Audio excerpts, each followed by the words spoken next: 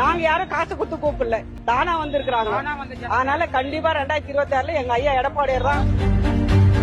வெள்ளையனே வெளியேறி சொல்லி இந்த இயக்கத்தை இங்க கொண்டு இங்க ஒரு புரட்சி நடந்துச்சோ, அந்த மாதிரி இப்போ இது கொள்ளையனே வெளியேறி திமுக ஆட்சியை நாங்க இன்ஷா அல்லாஹ் நிச்சயமா விரட்டி அடிக்கிறதா போறோம். 2026 பெரிய மாநாடால இருக்கு. இது சும்மா ஒரு சாம்பிள் தான்.